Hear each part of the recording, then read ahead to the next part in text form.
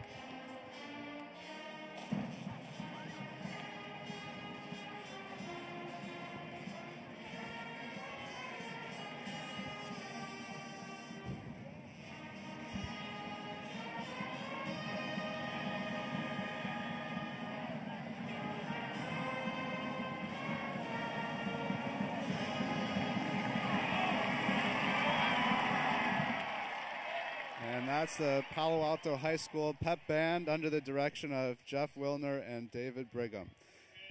But as we were saying, Trevor, the connections between the Vikings and the 49ers do not end there with Malcolm Davis. Star running back Matt Tolbert's dad is the assistant strength and conditioning coach with the 49ers, moved over from Stanford with Jim Harbaugh when he did. And actually, Coach Hansen of the Vikings, Coach Hansen, the longtime Palo Alto head coach, his son is on the 49ers coaching staff as well.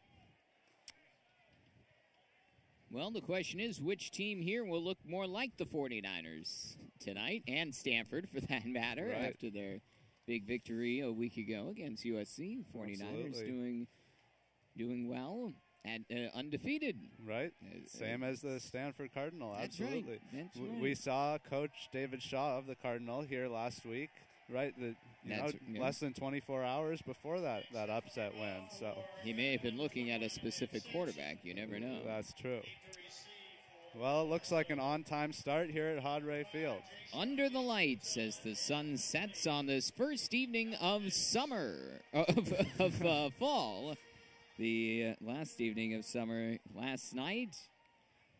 And Gunn will be kicking off from our right to our left, from south to north here at Hodray Field. And we are set to go in the Little Big Game of 2012 as the Titans kick off. That is Ben Sampson on the kick and Malcolm Davis on the return to the 35-yard line. And that is where Keller Christ and the Palo Alto offense will set up here in the game's opening drive. Paly at 1-1. Gunn at 2 wins and 1 loss on this young season. Of course, Midi breaking the hearts of the Vikings and the Viking faithful last week, 28-27. But Paly got off to a slow start in that game, so they will try and change that here. Split back spine, Christ, and it's a pitch to Tolbert on first down, running left. As blockers ahead, a first down and more across midfield. Tripped up at the 45-yard line by Nabil Hamade of the Titans. Earl Hansen, the head coach of Palo Alto in his 24th season as the head man of the Vikings, also the athletic director at the school. Now 177 career wins for him. Meanwhile, Dan Navarro is just in his 2nd season at the helm of the Gunn Titans. For a long time, Navarro was the Mountain View head coach. First down for the Vikings. The give again to Tolbert. Picks up about 4 or 5 yards on the carry. And we seem to already see what the early game plan is here for the Vikings. It's to stay on the ground. I have a feeling they saw that stat of 494 yards rushing allowed by the Titans last week. They've got Matt Tolbert, and yeah, absolutely, they'll look to run the ball here and tire that defense out. And if Gunn can't stop them, it could be a long game for the Titans defense. In motion to the right goes Justin Gates-Mouton. Up the middle, Tolbert once more inside the Gunn 40-yard line. And the tackle made by Andre Guzman. With just 27 players on the roster, nearly everybody on Gunn plays both offense and defense. You'll also see a little bit, speaking of Tolbert, also one of the leading tacklers for Palo Alto. Right. Now a 3rd and 2, a pitch to Tolbert coming to the near side, cuts the corner, pushed out of bounds just shy of the Titan 35-yard line, but he does have enough for the first down. Hit by Sean Leitster. And you mentioned Coach Navarro of the Titans, his 2nd season. He's really turned this program around a little bit, injected a little life into it, and the Gunn's a little more excited this year about their chances, as you said, off to the 2-1 start. And they nearly had the 3-0 start. Missed 4 opportunities in the red zone as Christ under pressure, and he's sacked. Sacked back at the 45-yard line by Calvin Membrano. 10-yard loss there for Keller Christ. And Membrano just broke through there and really was somewhat unimpeded. We did see the Paly offensive line struggle a bit last week, containing that Archbishop Midi rush. They're going to have to do a better job and protect their quarterback so he has enough time to make those throws. He was under pressure quite a bit last week. After the 10-yard loss is 2nd and 20 as Tolbert runs left, tracked down by Leitster. And a 3rd and long coming up here for Palo Alto as the Gunn defense stepping up big here after Paly was able to get into Gunn territory. Right. We saw 2 quick first downs on running plays by the Vikings, and then Chris tried to pass and was sacked, and that's put him back, so they'll face a long 3rd down here. 3rd and 18 from the Gunn 43-yard line. I formation, play action for Chris. Fires his strike, but out of the reach of his intended receiver. He was looking for Jashawn Gates-Mouton to throw a little bit wide to the sideline side of Gates-Mouton. Beautiful play action, though, had everybody fooled. And the cover man wasn't even looking. A little low and away, as they say in baseball. So the Viking punting team will come out. So that was ball 4. And a timeout on the field. Looks like Gunn will discuss the upcoming punt. And at this timeout, we'd like to recognize our sponsors. This game is brought to you in part by the Palo Alto Pizza Company, located on the corner of California Avenue and Park Boulevard in Palo Alto. Palo Alto Pizza Company offers the Bay Area's most unique gourmet pizza experience ever. Utilizing only fresh ingredients, they create all of their rich sauces and savory crusts in their own kitchen from scratch.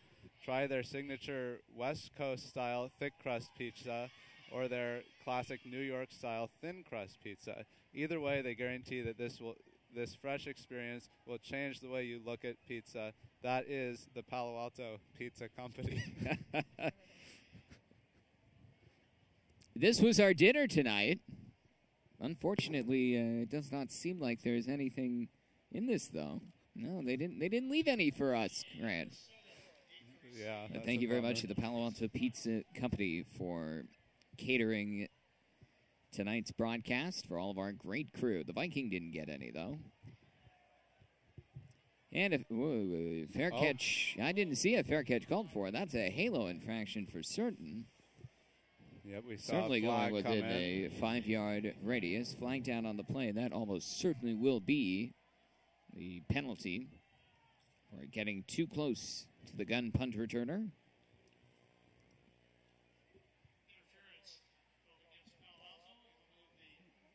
That will be interference. 10-yard penalty. And the Titans will move up a little bit away from their end zone. Now, I didn't see any fair catch call.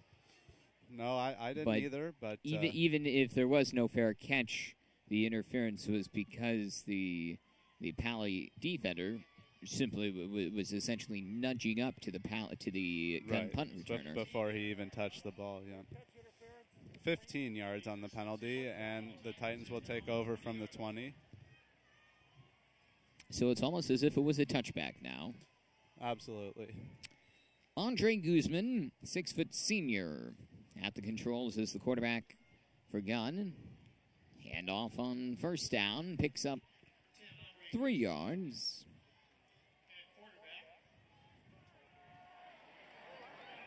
And it looks like one of the Titans a little bit slow to get up.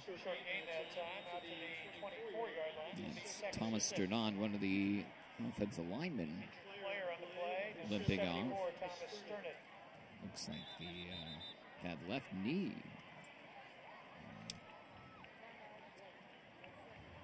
Now another timeout call, and this is the second timeout called by Gunn here in the first quarter. And there's still 8:28 left in the first quarter. Right. We've barely had a minute and a half. Right. The Titans clearly aren't getting... Oh, no, it's from 12 minutes. 12-minute quarters. 12 minutes. So just, 3.5 minutes. Already 2 timeouts.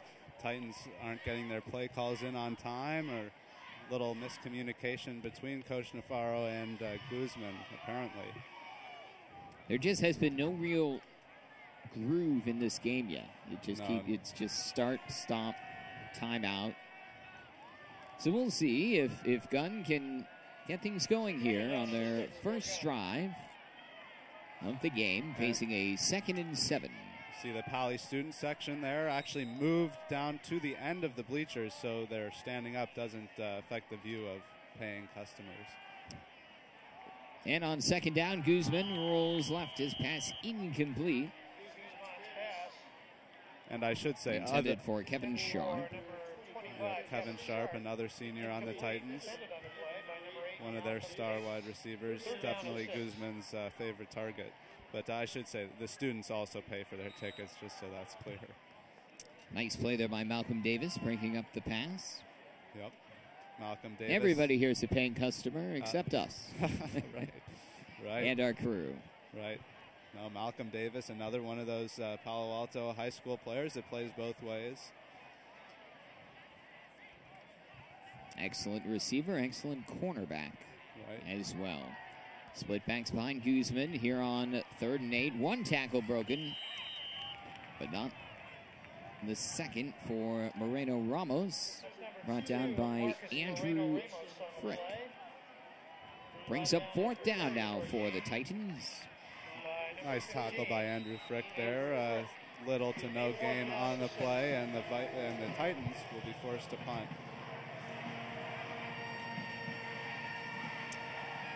Titans in punt formation.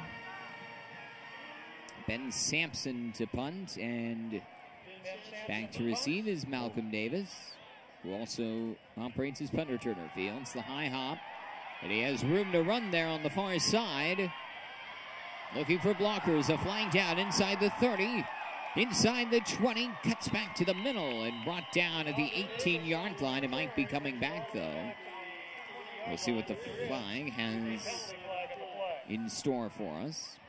Yeah, Malcolm Davis, you see here as he turns the corner, just puts on the burners and runs right by the Gunn defenders, tries to cut it back upfield to be tackled, but it looks like it'll be coming back.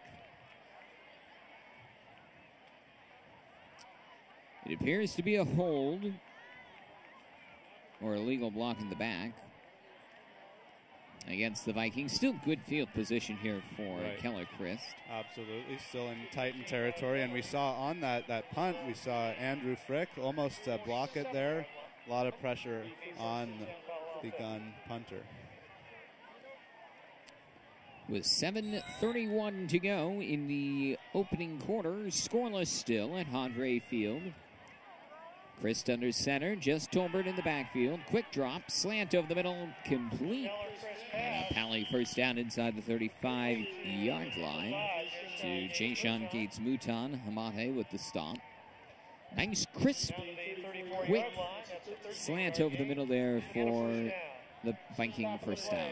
Absolutely. We've talked about how Keller Christ has such great arm strength. Didn't need to use it on that play. Still very effective.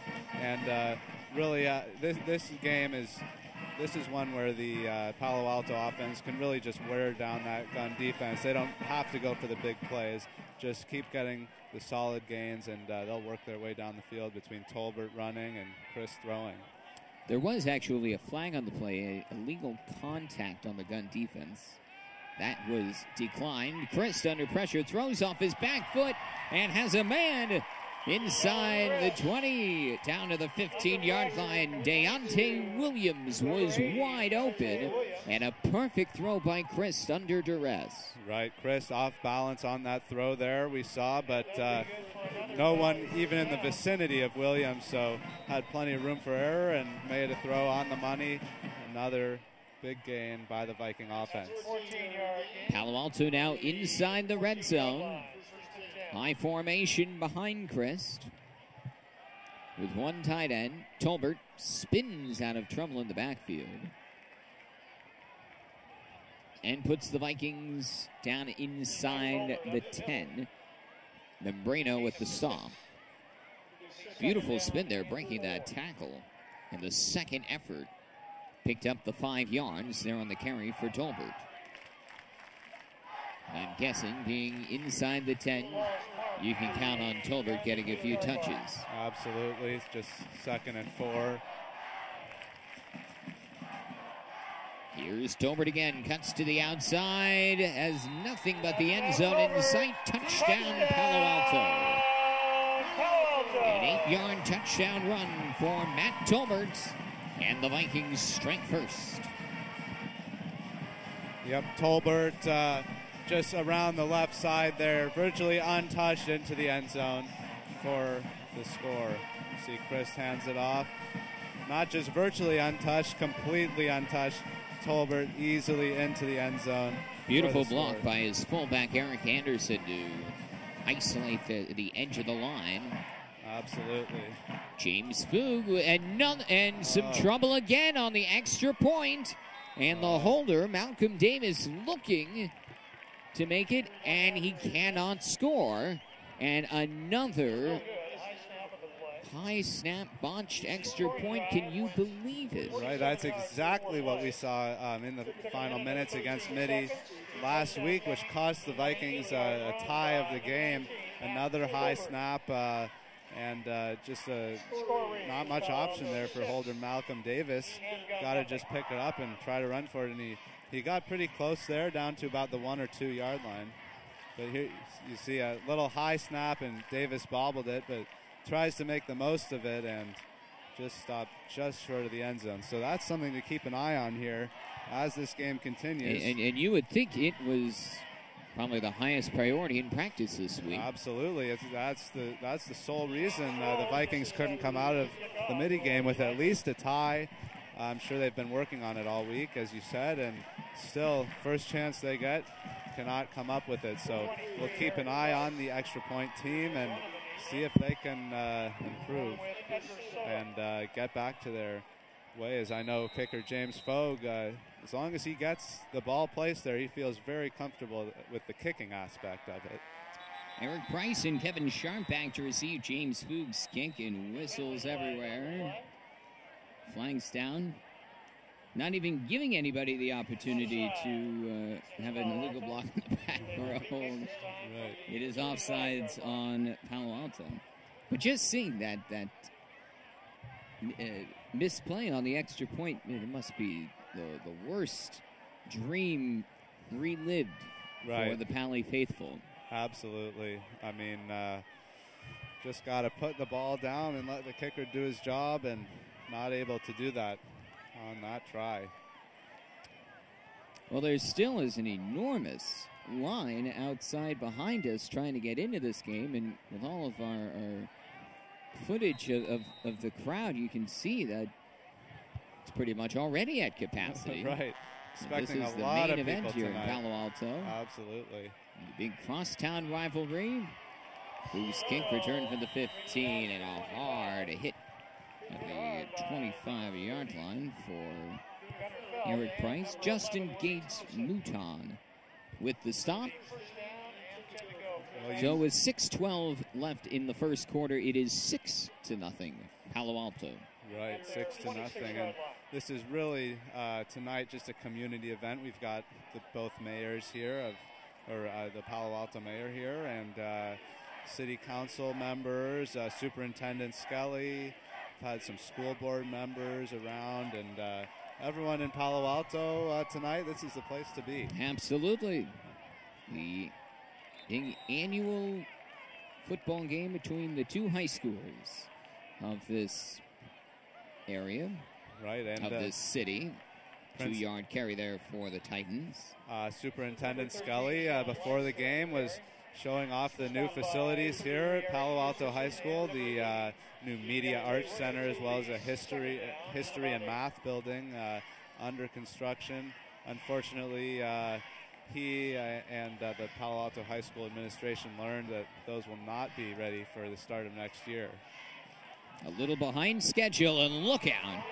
Andre Guzman is drilled from the blind side by Andrew Frick. He had no time to get out of the way. Andrew Frick just had no one to go through there. It looked like just a straight shot to the quarterback, Guzman, and sacks him, and will bring up a 3rd and long from deep Loss in the... of 8. 3rd and 16 now from the 22.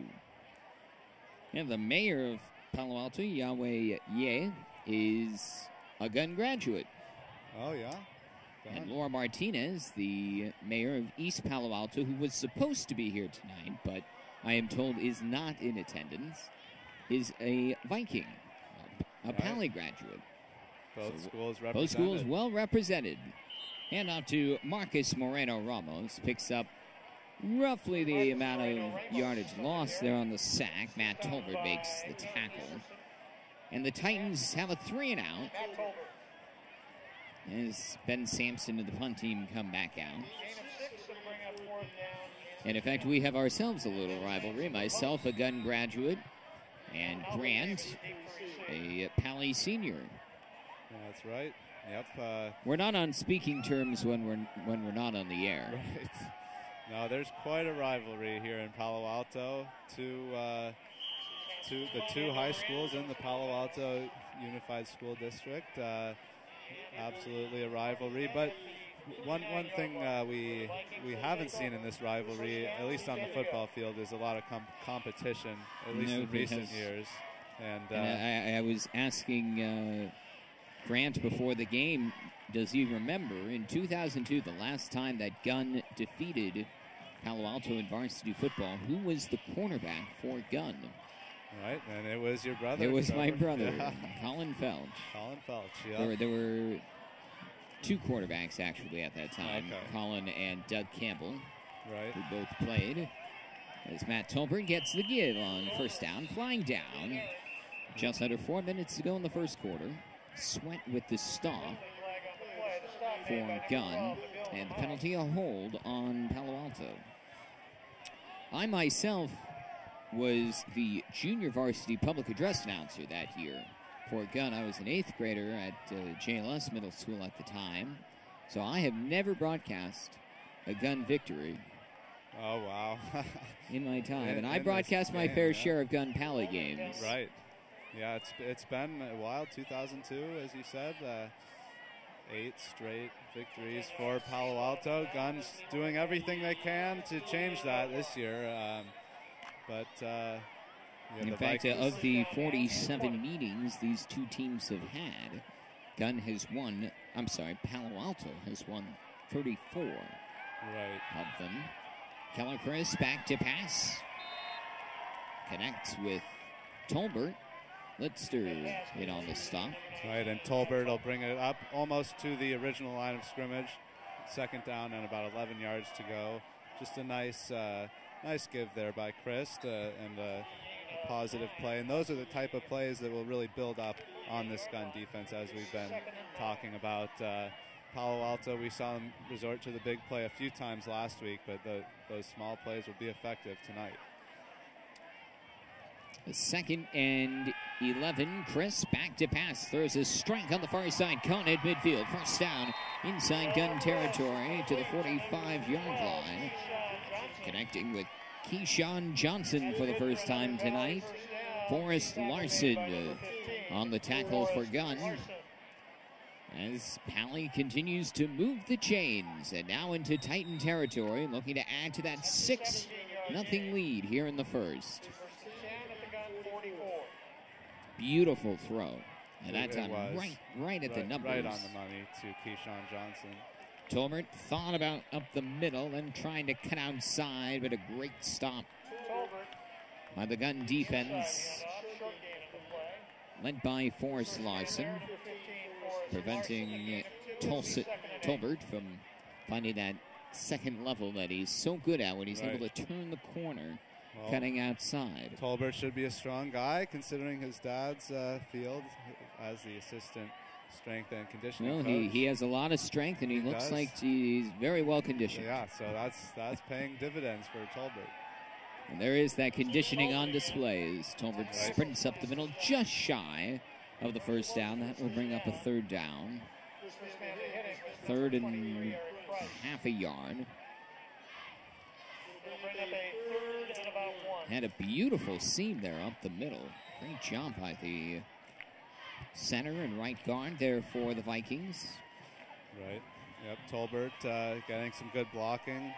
We've seen from multiple members of that Paly offensive line. And it'll be 3rd and short here. I have a feeling we'll see a give to Tolbert again. Well, it's a handoff, but not to Tolbert. That's Justin Gates-Mouton. But Justin Gates-Mouton picks up where Tolbert left off.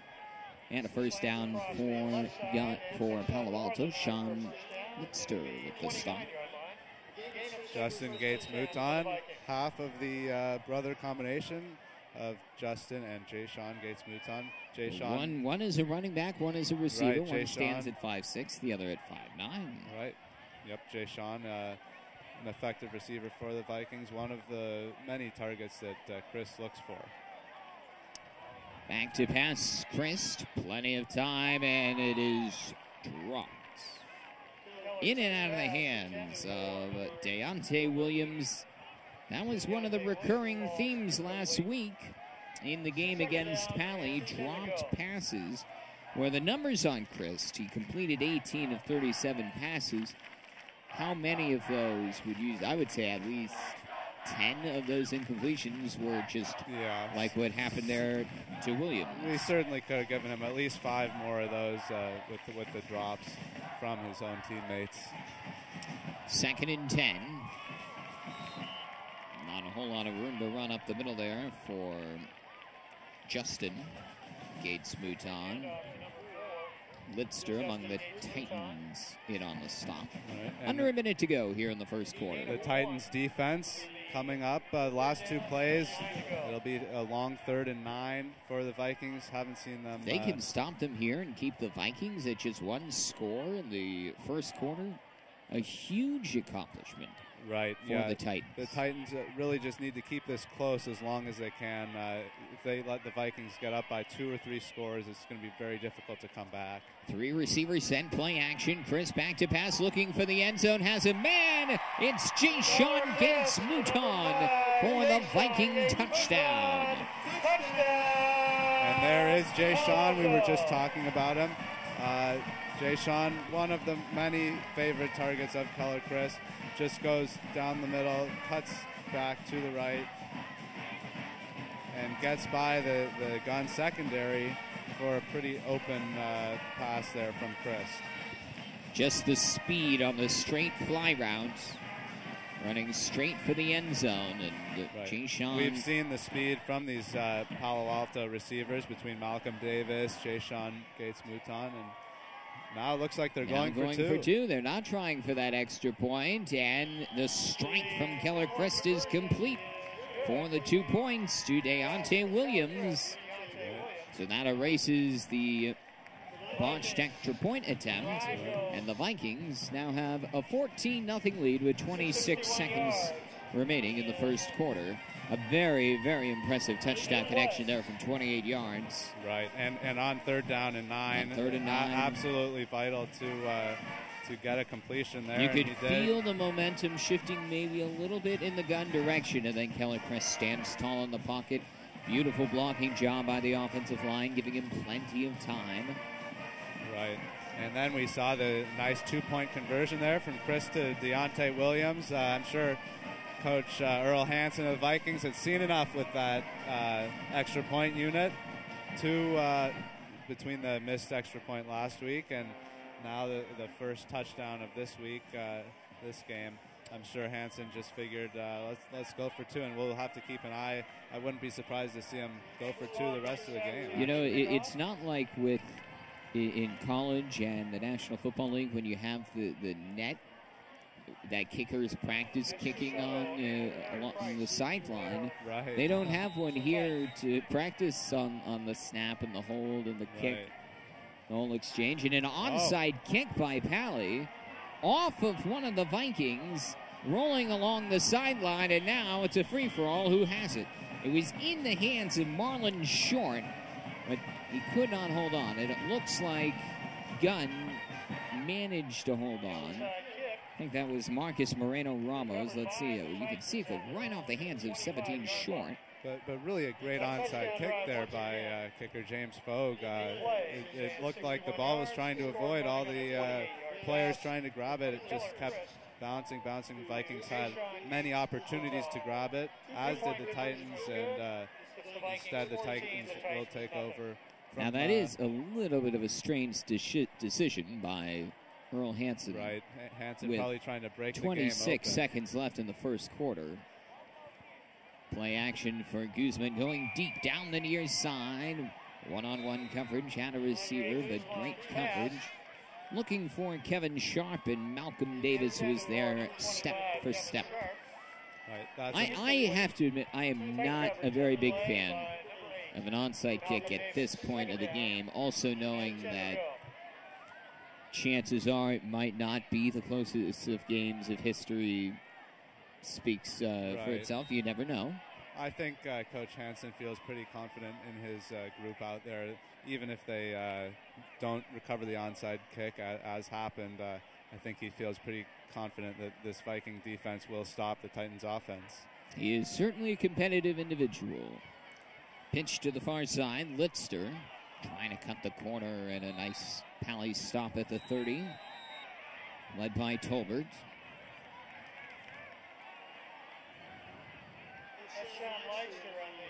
Leitzer with a good lead block by his fullback, Marcus Moreno-Ramos. And you saw Leitzer there hit Tolbert pretty hard down to the ground as Tolbert was going for the tackle. 6 seconds remaining here in the first quarter. And still a line to get into Hadre Field here for this much anticipated contest. Well, they didn't come on time. Right. Now a 3rd and 6 from the 30-yard line, and nowhere to go. Drop for a loss. Eric Anderson leading the charge there for the Viking defense, dropping Nabil Hamade in the backfield. Right. Check that, Marcus Moreno-Ramos.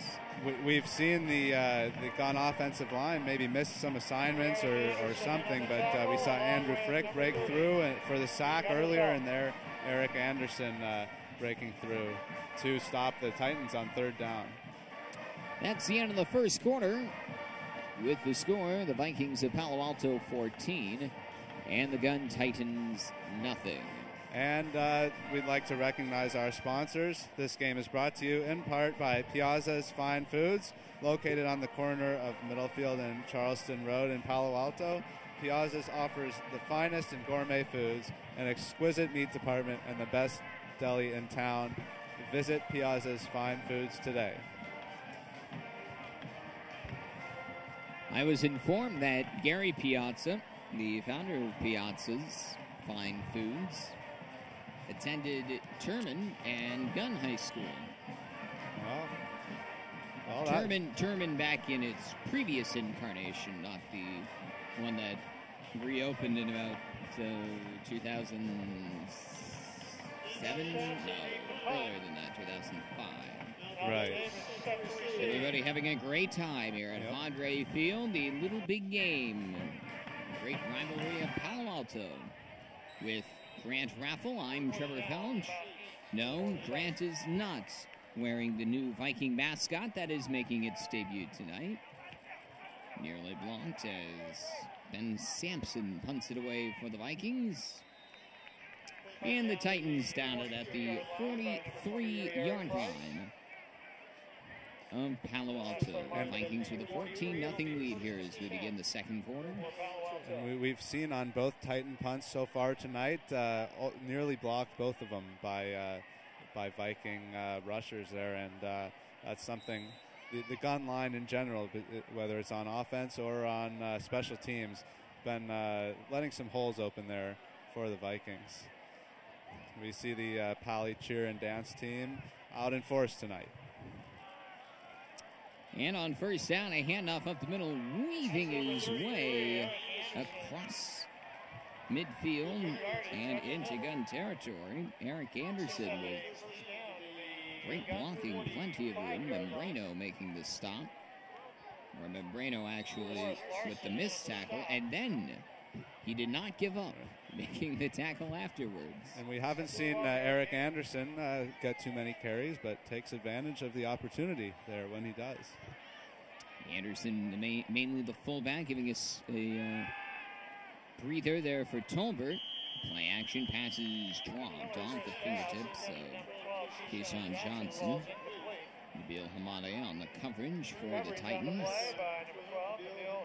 It has been since 2002 that the Gunn Titans defeated the Palo Alto Vikings. In that time, back in 2010, the Vikings not only defeated Gunn, they pretty much defeated everybody, literally. Right. Yeah, the Vikings, solid team for many years now. Won the CCS Open Division Championship. 2nd and 10. Chris back to pass throws. Left side incomplete. Too high for Jay-Sean Gates-Mouton. Brings up a 3rd and 10. That 2002 Gunn team actually was very special. They went 7-3 in the regular season. Paly only went 5-5 that year. Oh. But the star of that team for Gunn was the wide receiver Phil Gellarducci, who had a scholarship, full ride to Oregon State. He was recruited by Dennis Erickson, who then, after the season that Gellarducci would have started at Oregon State, prior to that, was hired by the 49ers. Oh, yep, Dennis Erickson. He's been around for sure. Yep. Pass complete to Malcolm Davis. Looks like it should be enough for the first down. It is for the Vikings. Eric Price able to stop him. Oh, no, it is not enough for the first down. Wow, I thought he had enough. I thought he had the first down. by a good 2 yards or so. Right. Well, the Vikings will go for it here on 4th down. This is definitely the part of the field that it makes sense, and I expect them to run it up the middle here. Well, it is a pinch. Tolbert with plenty of room, cutting the corner. Look out! Inside the 10. Can he stay in bounds? Just steps out of bounds at the 5. Dietrich Sweat was able to get a hand on him. But there is that blazing speed of Tolbert, and you could feel his hunger as he was turning that corner. He knew, well, forget about just the 1 yard for the first down. He wanted the end zone. Right. You see a nice play there by Membrano of the Titans. Saves a touchdown by pushing Tolbert out of bounds. But yeah, as you mentioned, Tolbert turning the corner, he can really put on the speed and really run upfield instead of sideways, and he did that there. Stepped out of bounds at the 11-yard line, according to the officials. Play action, 1st and 10. Crisp pass complete. On the far side, 1 broken tackle for Deontay Williams. And he's able to find the end zone. Touchdown, Deontay Williams. The Vikings add on to their lead. Scoring a minute into the 2nd quarter with the 11-yard touchdown pass to Deontay Williams from Keller Christ. And there you see just a really nice play by Deontay Williams. Just finding the end zone there, just sniffing out the end zone. Chris gave him a pass towards the sideline, and he turned it upfield nicely. And we've got the extra point team out. And they are going for the point after, and it's blocked. Incredible. That really is. We saw them last week. We saw them the first 3 extra points, not a problem at all. And now between the final extra point last week and the first one this week, and there must have just been a slow snap or something there, but blocked by the Titans. You know, it is almost a mental thing right now. You know, but it has been the botched snaps. Absolutely. This was just a plain block. Each time the Vikings miss an extra point, the pressure just increases, tenfold each time. And you see, I imagine next time I'm sure they hear about it on the sideline. You know, what should we be doing differently? And all gets to the head. At some point, just got to make one and get the confidence back. So the Vikings will punt it away, now up 20-0 with just under 11 minutes to go in the half. And the Viking faithful very much enjoying tonight, but are quite concerned about one element of their game as James Foog's kick heads into the end zone. And a touchback for Gunn as the Titans will begin at their own 20-yard line.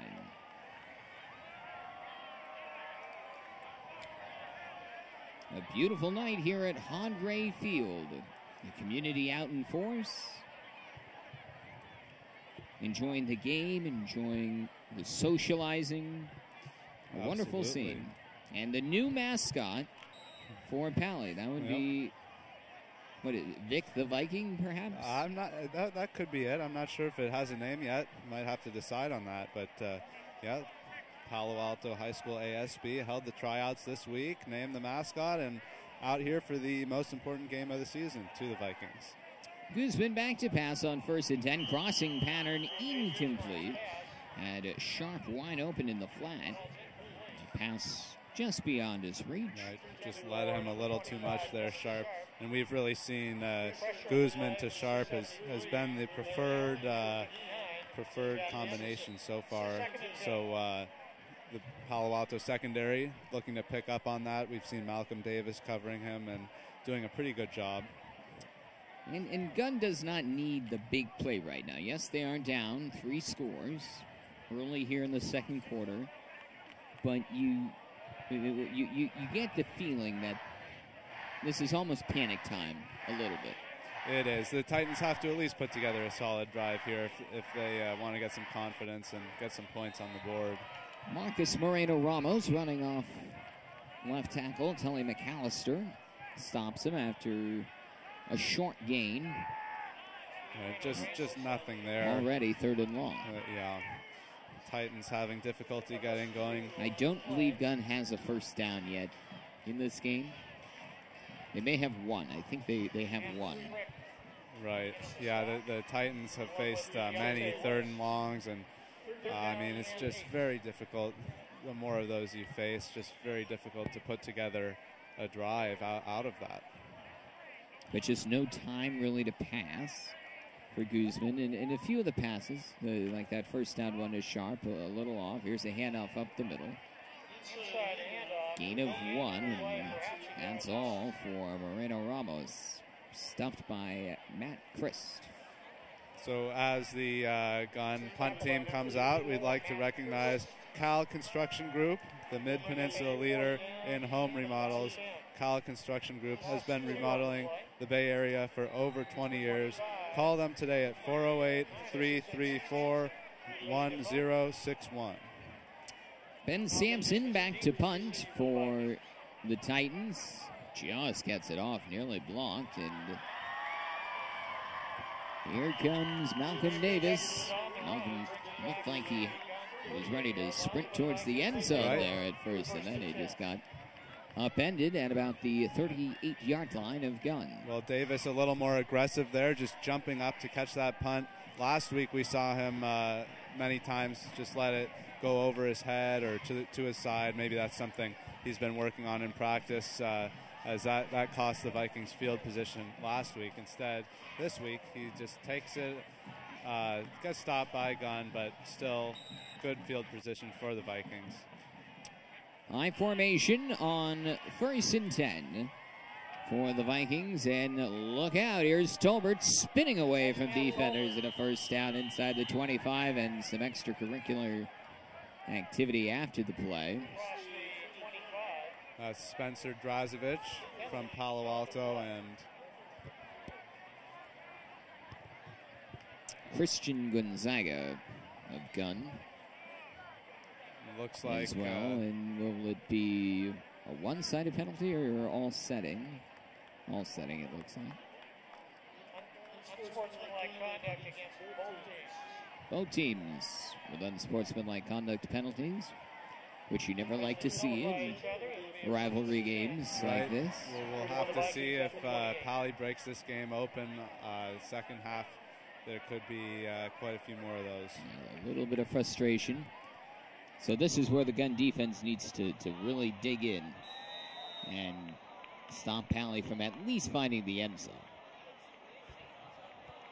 Absolutely. Score here by Paly. We put them up by 4 scores with still at least half a quarter to go. So absolutely vital series for the Gunn defense. Chris wide open, juggle and incomplete. He had Kayshawn Johnson wide open. There wasn't a Titan within 15 yards of Johnson. You don't even see one there on your screen. Right. The throw on the money right over the left shoulder of Johnson. Can't hold on, and drop passes have just become too a many. theme. Too many. I mean, just absolutely deflating to the offense. They know they should have had a score there. Now they have to go back at it from outside of the red zone. Now 2nd and 10 for the 24. They will elect to pitch to Justin Yates-Mouton, trying to navigate his way toward the 20-yard line. Only picks up about 2. Membrano on the stop. Great job by Membrano to get off of his block and find Yates-Mouton. So that drop pass could be just the break the Titans were looking for, as Palo Alto will face a 3rd and 8 here. And a stop by the Titans. We'd have to see what Earl Hansen would come up with here on 4th down. But a very, very big 3rd and 8 for the Gunn absolutely. defense. To try and get some form of momentum to maybe make Paly have to go for a long 4th down or kick the field goal, knowing their point after troubles. Right. Here's a draw play. Tolbert brings 1 tackle. Thought about going outside, cuts inside, now outside again. Flying down on the play as Tolbert gets into the end zone, but it's coming back. Right, and we saw there Christ, right after he handed it off, he put his arms up like it was a touchdown. He just knew Tolbert was going to get in. Look at the beautiful cuts there and the speed. But one of the blocks was not meant to be. Holding against Palo Alto. And it's a holding penalty against the Vikings. They'll be back, face 3rd and 13. So that could be the break that the Gunn defense needs. Gunn's gotten a few breaks. Just need to take advantage and put some points on the board here with 7:53 remaining in the first half. But they are getting those breaks on some of the drop Block in passes. the back during the run. It's 10 yards from the spot of the foul. We are now going to measure to see if it's a first down. Oh, so they'll take it from the spot of the foul. And they'll measure it looks from up here very close. Yeah, and if it's not a first down, it's a matter of inches. Right, we don't have a great angle, but it looks like they might have it by the nose of the football. There's Earl Hansen and Keller Christ anxiously awaiting the verdict as the officials now measure there around the 15-yard line. And they're moving the chain and the ball out to the center of the field. This always seems like a very unscientific it does. Way of determining a first down or not. There should be some form of laser technology. Right, I think a Palo Alto startup could come up with that. Right, now in 2012, you'd think we'd have something like that. And oftentimes you'll see the ball, if it's out of bounds on the right sideline, the chains will have to run over all the way from the left sideline over. You'll see that a lot in the NFL and college and high school, obviously, too. They've only got the chains on one side of the field. And here on our TV broadcast, we don't have the yellow line right. that you do. Well, the yellow line's still unofficial though, on channels. those broadcasts. So, but it looks like it's going to be a few inches short. So 4th and inches for the Vikings, and or third down only, and they'll be from the 14-yard line of Gunn. Enough of we watch enough football on television these days. We almost expect a yellow line in reality. Right. And it looks like they crossed the yellow line there. First down, Anderson on the carry for Palo Alto. Anderson just straight up the middle. Nice run. Well, the Vikings seem to be cruising. They seem to be very comfortable right now. Coach Hansen and the rest of the coaching staff has prepared them well. Already played on a big stage last week against Midi at this very field, and more than ready for this rivalry game. But I would certainly venture to say a much larger crowd than last week. Chris hit as he throws, slant over the middle, incomplete in the end zone. Intended for Jay-Sean Gates-Mouton. Eric Price on the coverage.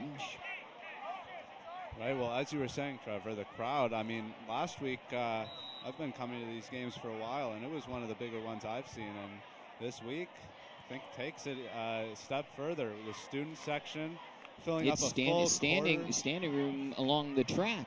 Right. Yeah, a little congested in the area of the old snack shack here.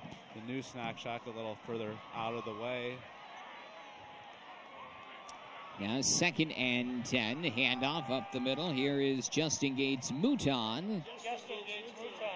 Can't quite find his way to the end zone, but Paly continues to knock on the door. And you see just a great hole opened up by the Paly offensive line, giving their runners a lot of room to run. And the Titans can't do much about it. Great job by Sean Leitster to hold on and keep him from scoring. He does stop the touchdown, and it's still a 3rd down here. The goal line stand by the Titans could do a lot for their momentum. 3rd and goal from the 4-yard line. Split backs behind Keller Christ. And a bootleg right, wide open to Matt Tolbert. Touchdown. Palo Alto. Christ just rolls out. Tolbert wide open. Just a pitch and catch for Kristen Tolbert. And just when this Titan defense has had to come up big, they simply have not. Palo Alto breaking this game open 26-0 with a point after pending, and this still with 6:55 left in the half. Unless the Titans can get on the board, this game could be over. But here is the most halftime. exciting part now. The extra point, it is up, and it is good. There we go. You see there. So the 3 missed extra points in a row come to an end. Right, you see James Fogue there elevating it a little higher over any blockers from the Titans, and able to make that. And that should do a lot for the confidence of that PAT unit. So with 6:55 to go in the first half, it has been all Paly, 27-0. Now we were talking about the very impressive student section here at Palo Alto. It looks like there's more students here than I used to work at Stanford games. Some Stanford games back in the day, not now, Right. with the recent success of the Cardinals. Top 10 team over there, right? But there were a few years there for sure in the early to mid 2000s. When the new stadium opened, those were challenging times. 27-0. Palo Alto. James Fogue kicks off. And a booming kick into the end zone for a touchback. And you see the automatic touchback there when it's kicked into the end zone. Powerful leg there by Fogue, and the Titans will take over from their own Gunn 20. just looking to get something going offensively. They absolutely do. They really need to put some points on the board before halftime here. This is a big drive for them. If Paly can stop them, this game, that could just deflate the Titans so much that they're lifeless. The Paly defense has been stingy. They don't allow many yards. Absolutely. 1st and 10 from the Gunn 20-yard line with Guzman under center. Stingy defense on display there is Guzman, brought down by Andrew Frick.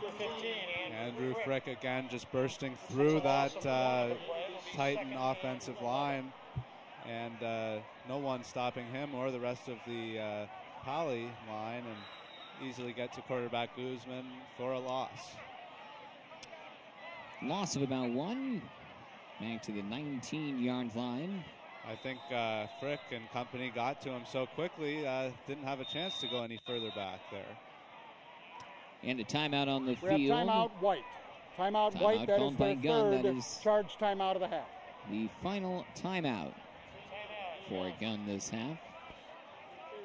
And again, we'd like to thank our sponsors, Palo Alto Pizza Company, located on the corner of California Avenue and Park Boulevard in Palo Alto. Palo Alto Pizza Company offers the Bay Area's most unique gourmet pizza experience. Try their signature West Coast style thick crust pizza or their New York thin crust style pizza. Either way, visit Palo Alto Pizza Company today. We're very much enjoying our dinner here from the Palo Alto Pizza Company. Joining Grant and I up here from our broadcast location, high up above Hadray Field. It smells like pizza here, right? Having just opened this. It does. Now, maybe next time we can be given a box that has pizza in it. Yeah, that would be nice. But we got a little bit before the game, just enough to fuel us. And they have I've never heard a West Coast style thick crust, but then the New York style thin crust. Yeah, you have to go check them out and do a little taste test, see which one is better. I'm sure they're both great. Being in the daytime a food writer, I now have a new place that I need to go. Right, I'm sure they'd appreciate it. I actually haven't ever written about any place in Palo Alto, but they can be the first. Sure. Flags down here on 2nd and 11. All right, defense. 5-yard penalty. We will replay 2nd down. Well, the Titans are gaining yards with that offsides penalty. 6:22 remaining before halftime. On this first evening of autumn. How appropriate to have a very important football game as fall begins. Right. And on second down, Moreno Ramos with the carry. Hit hard by Deontay Williams. Good look at it there. You see Williams take him down. Yeah. Some good blocking ahead, too, there by the Titan offensive line. Another key third down here for the Titans. If they can't convert here, they're looking at a dire situation. But if they can, they're looking to gain some momentum with 5:47 left until halftime. A score just to be on the board going into halftime could do a lot for their confidence and just their outlook to see some points by their name on the scoreboard. Then for the Paly defense, though, there is always the excitement of a shutout. As looks like there is an injured official in the Paly training staff tending to him.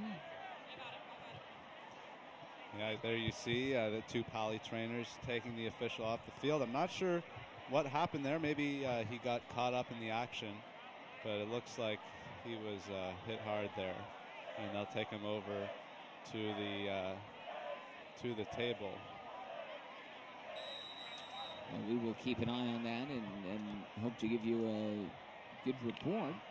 Wishing the official our best. But the game will continue, and a key third down for the Gunn Titans.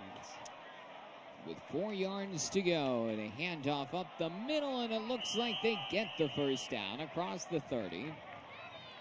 Larry Allen hanging on to Nabil Hamade. We'll check that Leinster on the carry. Leinster just able to eke out the first down to the 32-yard line of Gunn. So a very key and nice play there by the Gunn offense. Very much some power needed. Running. Very power much running. Needed. It takes a lot to drag Larry Allen. That's true. Larry Allen, a big guy. But yes, Gunn just dragged him forward enough for the first down and looking to continue down the field here before halftime.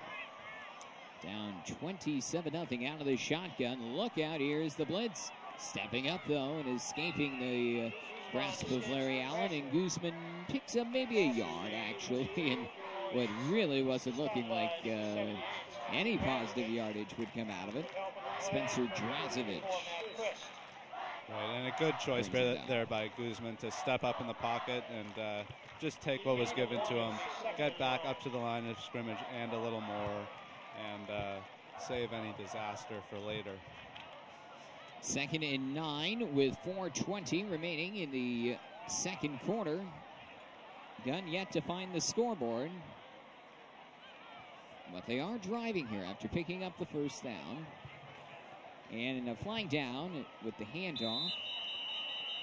Looks like that one could be coming back.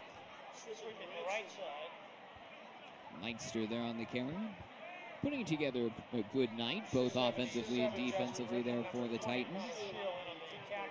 We'll see, though, if looks like it's against Gunn as the officials discuss the options with Paly defenders. Motion on the offense, 5-yard penalty, previous spot. We will repeat, second down. So, illegal motion on Gunn. As the Paly band now is making its way onto the track. I was about to say that making its way onto the field, but that would make everyone think that we would have a Stanford Cal, the band is on the field type of event. Well, we'll see what the Paly band has planned for us today in this big rivalry game. I'm sure they've got a special program for us. And you yourself used to be a part of that band. I did. I played trombone. And another penalty marker down. This has not been the cleanest in terms of penalties. No, not at all. We've seen a lot of offensive 5-yard penalty. And now we're still second down. So there was the 5 yards from the illegal motion, and now the 5 yards for the offsides. So that'll bring them back to Titans to where they originally were. Just a little delay in the game. But we're under 4 minutes to go to halftime. Clock's ticking down from 3:45 as the Titans continue to drive, at least attempt to drive. They've gone a little ways, but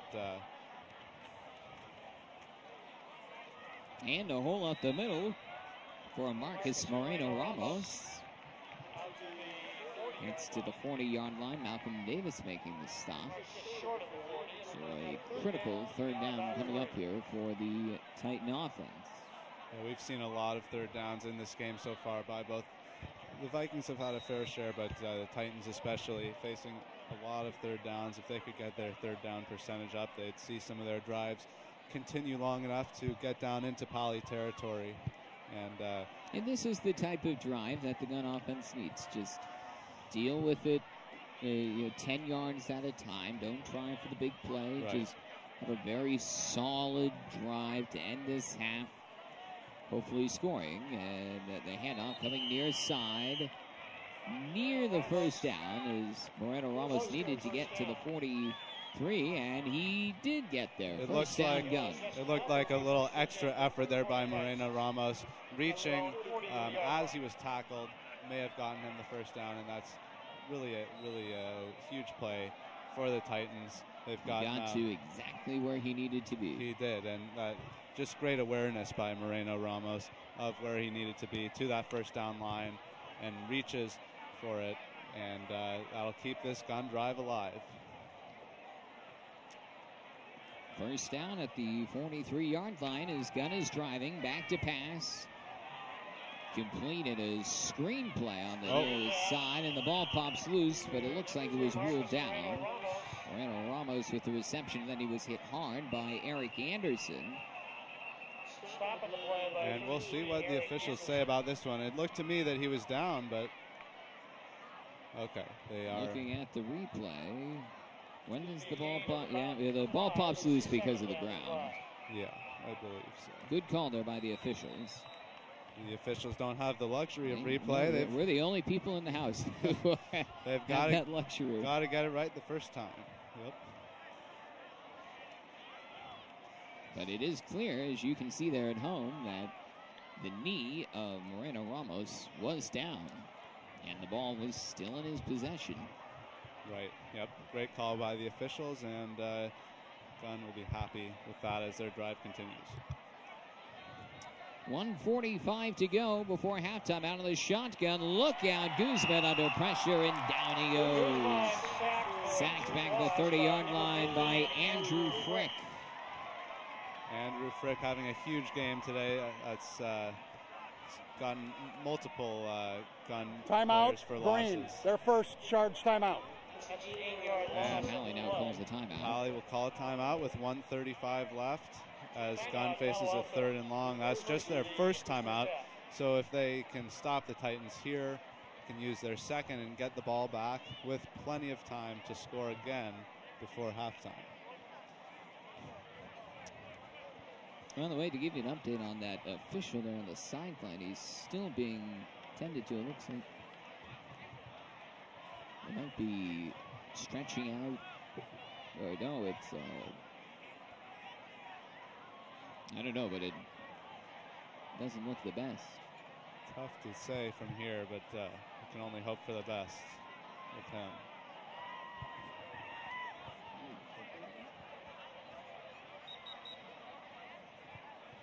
Well, we will give you a full report. We hope that everything is okay down there as soon as we receive information. 1:35 remaining before halftime. 27-0. Paly leads. The Paly students seem sort of in that daze here of, well, we have a big lead and it's not quite even halftime yet. Right. But a big 3rd down and another penalty. As Gunn just keeps going backwards here. We'll wait for the call, but it should be a false start. Ball full start against the offense. 5-yard penalty. Still 3rd down. So that'll bring up 3rd and longer this time. I'm trying to do the math here.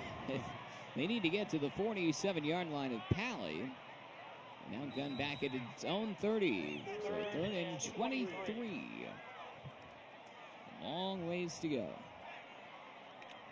And the Gunn offense not doing any favors for itself, committing numerous penalties and just disrupting the rhythm and momentum that they seem to have.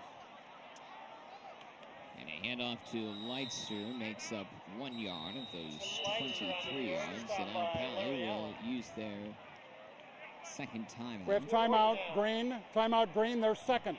Charge timeout. Larry Allen with the stop there for Palo Alto. An update on that official. He has been carted away now from the sideline by the Paly medical staff.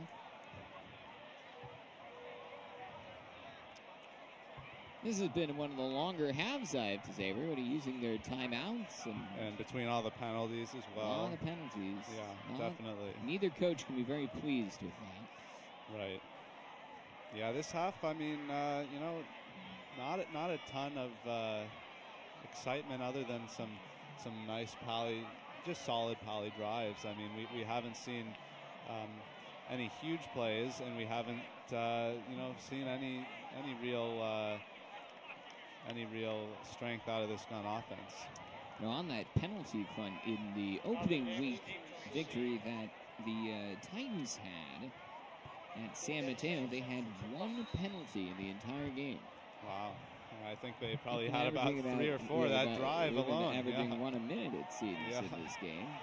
Sampson with the punt. And Davis will take it. Malcolm Davis, look out down the far sideline. And here comes yet another flag. Will it negate the return there by Davis? We'll have to see, but Davis, a real threat on punts and kickoffs, as we saw last week against Midi. Midi actually punting it out of bounds at times, away from Davis. But it looks like this one will be coming back, and the Vikings will start from their block own in the back territory. Against Green. 10-yard penalty, spot of the foul, first down. Well, the Vikings will still start with good field position, though, with the penalty at the 47 of Gunn. With 1:19 to go before halftime. Chris will really start under center. Time not an issue here for the Vikings. They've got 1 timeout, and Keller Chris with great arm strength, so should be able to get it to the end zone if they want. And looking to set up the screenplay. Watch out. Here comes Justin Gates-Mouton on the near side. Inside the 35. Breaks a tackle at the 30. Still on the loose. Inside the 20. Finally brought down to the 17 by Diedrich Sweat. Screenplay with Justin Gates-Mouton. Watch out. And great yards after catch there by Justin Gates-Mouton. Turning it upfield, and Gunn defender tried to bring him down. Just did a spin off of it and kept going forward, gets it into the red zone for the Vikings. He was resolute to just keep going there. He would not go down initially. He may have lost his balance, but he stayed up and kept those feet moving, kept his balance. And now looking for the end zone. On his man.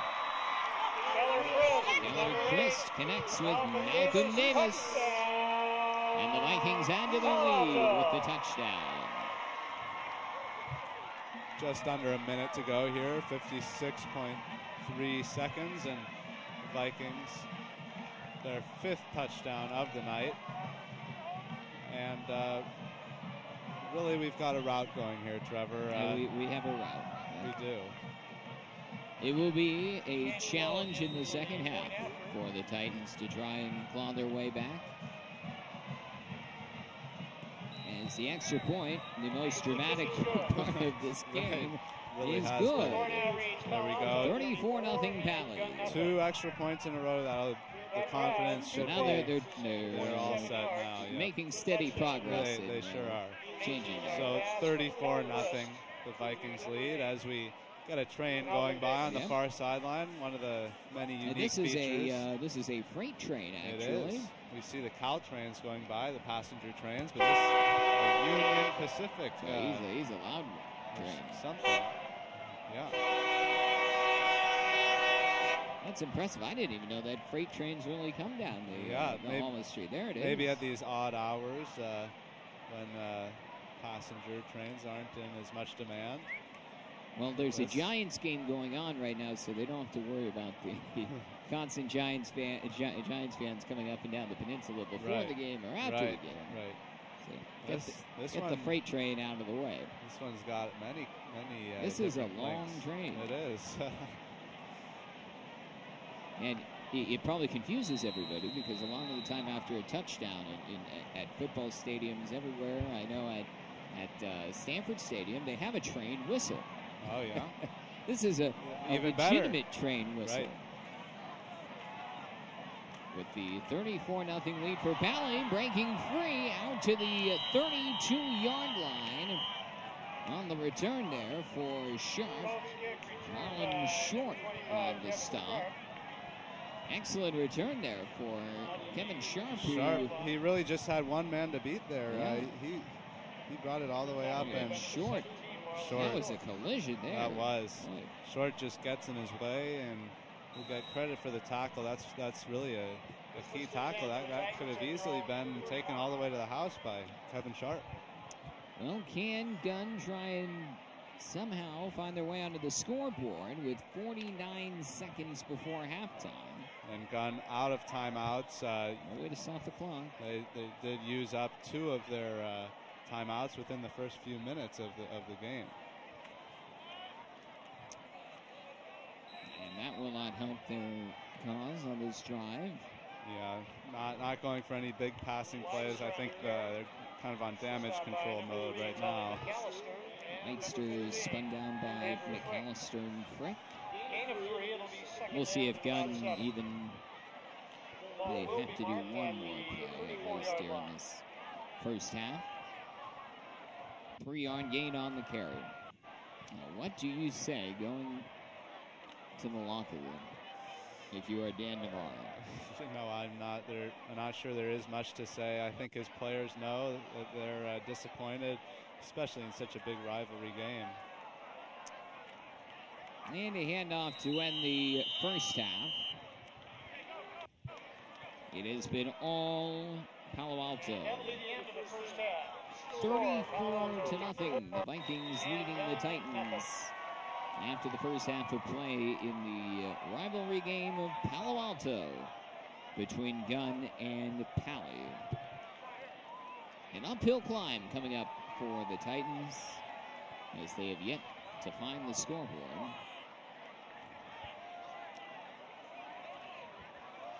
And the halftime performance is about to begin at Hondre Field as we greet you from above the press box here at Hondre Field. I'm Trevor Felch alongside Grant Raffel, and if you're Dan Navarro, the head coach of Gunn, and you need to come up with some sort of magical potion that could somehow negate a little bit of this lead that Paly has, what can you do, really?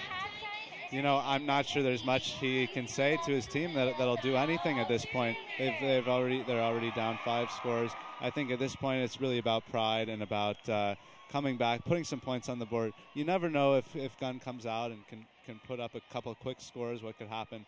But I think there's not much he needs to say. His team knows they want to beat this Paly team, and they simply didn't put up a strong performance in that half. And this is a non-conference, or it's same conference but different divisions. Right. With Palo Alto being in the De Anza division of the Santa Clara Valley Athletic League. Gunn is in the El Camino. Gunn at 2-1 coming into tonight. Palo Alto at 1-1, but that being above 500 seems to be in jeopardy a bit right now for Gunn. Well, we will see what happens here in the second half. It's the Palo Alto Vikings 34 and the Gunn Titans nothing.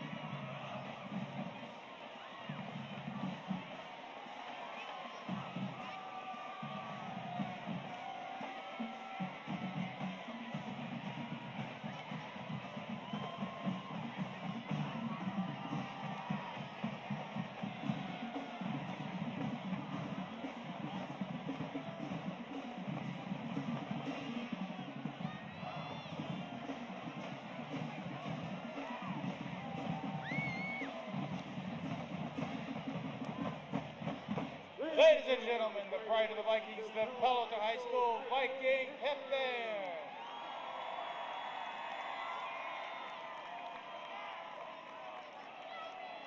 For tonight's halftime show, we go back into pop music of the day. We're going to start with, well, we're going to ask you the musical question. Do you move like Jagger?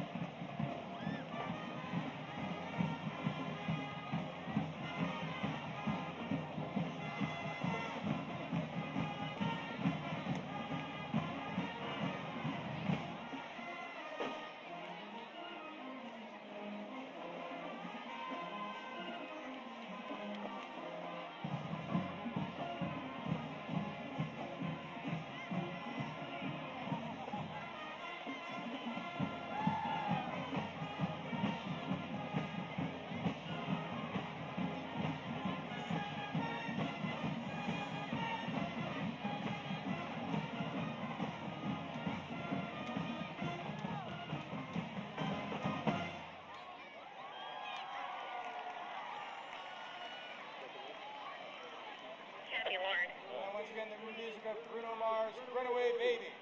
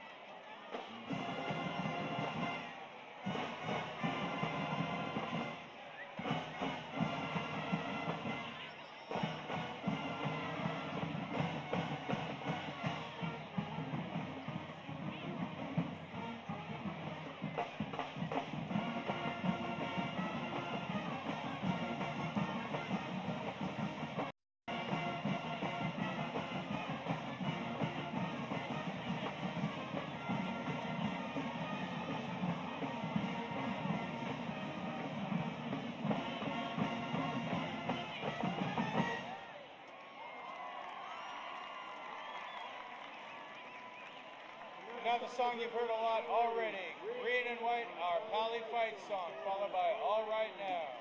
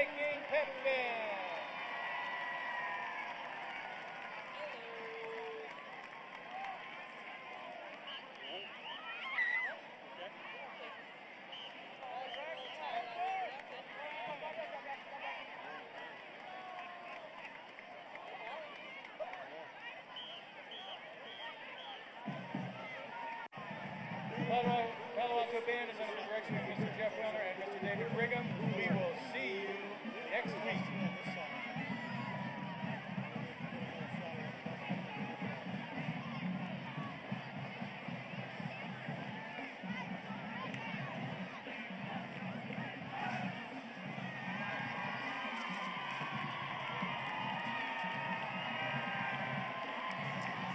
Welcome back to Hondre Field in Palo Alto, California. It's the Friday night game of the week here in the Mid-Peninsula between the Gunn Titans and the Palo Alto Vikings, the rivalry game of the city of Palo Alto between the city's two high schools, and so far it has been a somewhat one-sided affair with the Vikings leading Gunn 35-0. I'm Trevor Felch alongside Grant Raffel. One of us a Viking, one of us a Titan alumni here, and so far it seems like, Grant, you're winning a little bit. I'll take credit then, they're coming sure. back. Right. But obviously a very uphill climb necessary here for the Titans. Sure. In this second half, what can they do just to absolutely even begin? I mean, they really need a quick start in this half. If they even let Paly, even if Paly just has a confidence-building drive, I mean, the Titans are effectively, not going to have a great chance to win this game. But if the Titans can come out, maybe get a score in the first half of the third quarter, that could definitely shift the momentum. And it is 5 scores, but if 1 or 2 scores would certainly cut into that enough to make Paly take notice. So. Yeah, a lot of it for Gunn also is just to have some sort of positivity. Absolutely. To lead this game, because there really was not a whole lot to write home about in that first half, and far too many penalties. For sure, yeah, absolutely. Not much positive going on in that half, and the Titans are going to need to at least just get some points on the board, or make a few positive drives, get down further into Paly territory to get some momentum and get some pride out of this game. Well, Keller Christ has had himself quite the impressive first half, bringing the Vikings downfield many times into the end zone with help from his usual targets: Matt Tolbert, Malcolm Davis, the Gates Moutons. Yep, and he connected with Deontay Williams and Keyshawn Johnson as well. Yep, he's got plenty of targets.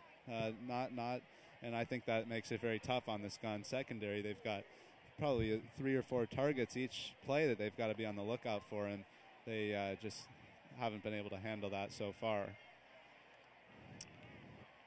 Well, Gunn coming into tonight at a record of 2 wins and 1 loss. But they also haven't quite dealt with a formidable foe like these Vikings, and the Vikings also just looking for revenge against anybody, dropping a heartbreaking loss in week 2 last Friday, 28-27 here at Hondre Field to Archbishop Midi. As another train passes by the field. Seen that a few times today.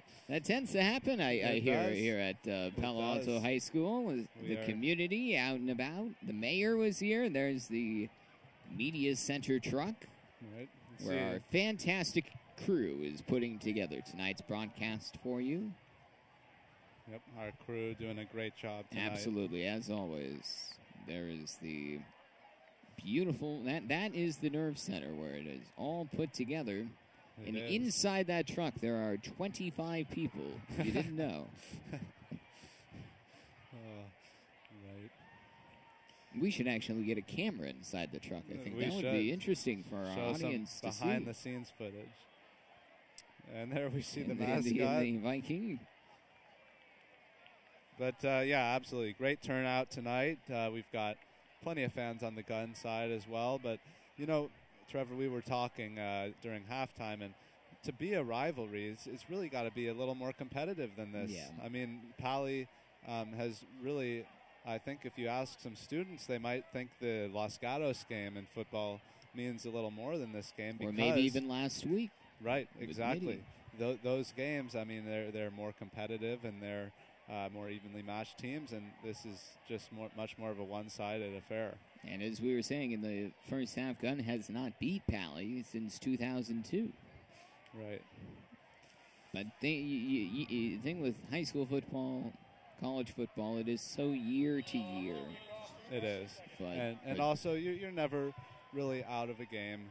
So you know, absolutely. No, Gunn could go 34-0 here in the second half and tie the game. They sure could. As we're underway, Paly kicking off and a touchback for Sharp and the Titans. Gunn will begin at their own 20-yard line. Well, as we begin this half, we'd like to thank our sponsors once again. Cal Construction Group, the Mid-Peninsula leader in home remodels. Cal Construction Group has been remodeling the Bay Area for over 20 years. Call them today at 408-334-1061. Okay. Always need to talk up the sponsors. That's the important thing. They're the ones who give us the free dinner right tonight, which was so kind of the Palo Alto Pizza Company. 1st and 10 for the Titans, beginning at their own 20 here in the second half. Marcus Moreno-Ramos gets the handoff for a couple of yards. Larry Allen makes the stop. So really a key drive here for the Titans. Well, if you can get those good vibes going here. Just get some positive plays. Quarter, yeah. Not necessarily a score, but just advance it down the field a little ways. We've seen them with an awful lot of 3-and-outs or just, less than 20-yard drives. Yeah, maybe a little bit of rest can do some good for the Titan offense. Rolling left, the pass incomplete from Guzman. Intended for Leidster. Just in and out of the hands of Leidster. A drop pass, as we've seen from the Vikings a few times, and can't fault Guzman on that play. Yeah, it was a very frustrating first half for everybody on Gunn. It sure was. But in particular for Guzman, how there's so many drop passes where he just never really had time. Multiple just bull rushes from the Viking defense. It was a challenge for him. Yeah, it sure was. And defensive coordinator Jake Hollis doing a really great job with the Viking defense, putting a lot of pressure on Guzman and the Titans on offense. 3rd down and 8. A pitch to the right side. Leidster tripped up at the line of scrimmage. Maybe picks up a yard, but well short of the first down. Excellent stop by Jack Anderson and Matt Tolbert. Brings up a 4th down and 8 and a quick 3-and-out for Gunn to begin the second half. And it's only been a minute since halftime. Right, we've talked about it, and these 3-and-outs, and just absolutely demolishing the chances for the Titans. Thinking about the fake punt there is Sampson. I thought he was just going to run with it. Wow. Instead, Sampson with a great punt that just keeps rolling all the way inside the 25 of Paly. Beautiful punt there by Sampson. About showing a leg. 55-yarder, I believe, on that one. So got the roll, and we'll push Paly back, and that could be the spark that helps Gunn. Now having a little more room behind him to stop the Paly offense. So here is Keller Christ, a highly touted junior cornerback of Palo Alto. Handoff to Tolbert. Nice cut. And a 1st down and more at the 40, 45 and out of bounds at midfield. Stopped by Kevin Sharp. A big gain there on the 1st down of 26 yards for Tolbert. Out to midfield and the Viking 1st and 10. Yeah, great. There's that speed again. It is. A great run by Tolbert. He really likes to get on the outside there and just speed it by the Gunn defense. Split backs behind Christ. And the give goes to Anderson. Anderson breaks one tackle. Little stutter step and Manages to find his way to the 44-yard line for a pickup of 6. Nabil Hamane makes the stop for Gunn. And they're a key for Anderson, able to fall forward, gains about 2 or 3 extra yards on the carry for that, which turns it into a nice carry of about 6 yards. It's that second effort that the Palo Alto runners just keep those feet moving, and they've been getting great blocks. Do not forget the offensive line. Always the key to a successful running game. Chris back to pass, throws his strike on the far side, complete. A first down at the 35, inside the 30, down to the 23-yard line to Keyshawn Johnson. And they're another one of Chris' targets. We've talked about it. Paly has so many receivers. Gunn has to be on the lookout for all of them, and usually Chris can find at least one of them that's open, and there hits Johnson with a dart, and Johnson able to just turn. Look at the power behind that throw. The strength and the mechanics on display there from Chris. A nice run by Johnson as well, turning it inside and gaining a few extra yards. Pitch to Tolbert, and look out if he has room, and he just couldn't quite cut the corner. Still on the sweep, a pickup of about 9 yards. Brings up a second and short. See, and on that Tyrus Whitehead on the stop. Right. It seems like Tolbert didn't get anywhere, but still picks up 9 yards. So used to seeing him break out runs of 20, 30 yards. But that one right there, still able to make it a short second down. Check that, Eric Price on the stop. Oh, he looks excited. High formation here on 2nd and 1. Tolbert brings free. First down inside the 5. And on the second effort, he scores. Touchdown, Matt Tolbert. An 11-yard run for the Viking running back.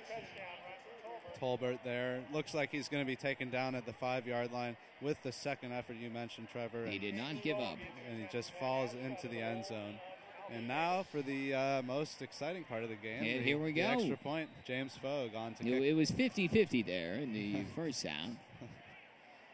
2 of 4 for the point afters with a good 2-point conversion. And the left-hander Fogue looks sharp. There we go. 3 straight. We can stop talking about that. Yeah, it's really not even that exciting anymore, Grant. Right. So with 8:13 to go in the third quarter, 41-0 Palo Alto. So 41-0. Titans in an even larger hole than when they opened the half.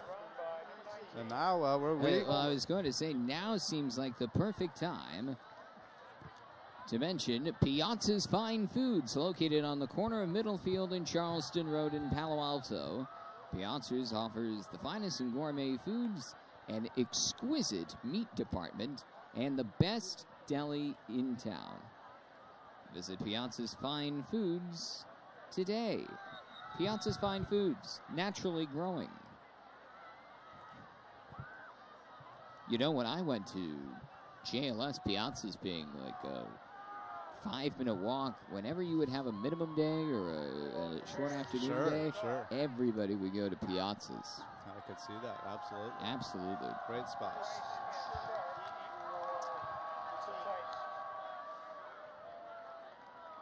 Perhaps for our catering in the next game, we can try some of those exquisite sandwiches or the best deli in town. Absolutely, I'd love to try that. So Fogue will kick off to the Titans. This one won't be a touchback. Sharp returns it from the 5. 15 and makes his way out to about the 21-yard line. You know, I wanted to ask you, Grant, being the quarterback guru you are, well, sure, but when you watch Keller Chris, and this is just in my opinion, he has, the thing that stands out to me just is the poise that he has. He has the presence. I don't know necessarily about arm angles, that type of thing, or vision as a quarterback as you scan the field, look at your checkdowns, make the first choice or the second choice. But What do you think? I mean, to me, it's just he exudes confidence. Right, as we have yet another penalty called, but I do agree with your assessment there, Trevor. Absolutely, Chris. He really does. Dead ball, false start. Offense, 5-yard penalty. Still first down. So the Titans will be pushed back 5 yards, but as we were saying, I do believe Chris. He feels very comfortable playing quarterback, and he once he gets back in the pocket, and even when he faces pressure, he has that poise, and he remains calm. He's taken some hits in this game. He and made great throws under pressure. Yeah, he's made a few off-balance throws and very effective. 1st and 15 now from the 16-yard line. Nowhere up the middle there for Tolbert. Stopped by Gunner Felch on the stop. That wasn't Tolbert, that was Moreno Ramos. Well, Cal Construction Group is the Mid-Peninsula leader in home remodels. Cal Construction Group has been remodeling the Bay Area for over 20 years. Call them today at 408-334-1061. And on 2nd and long, a pitch coming to the near side for Leitster, maybe a yard. Not much more than that. Deontay Williams able to track him down. Approaching the 5-minute mark remaining in the 3rd quarter, and 3rd and 15 coming up for Gunn. Now, I had mentioned that these two teams have met 47 times in history, with Palo Alto winning 34 of those 47. But that would be because Palo Alto was founded in the late 1800s, I think. That's correct, yeah. But Gunn not quite as old. They've only been around for about 47 or so years. And of course, back in the day, we also had Coverly High School. That's right. The 3rd high school in Palo Alto. That's actually where Coach Earl Hansen attended school when he was. Moreno Ramos stopped by Christ, brings up a 4th and 14, or even longer, 16 or so. But the Little Big Game is what the rivalry is sort of referred to, with Stanford there just behind us, and Stanford's rivalry game with Cal, of course, called the Big Game.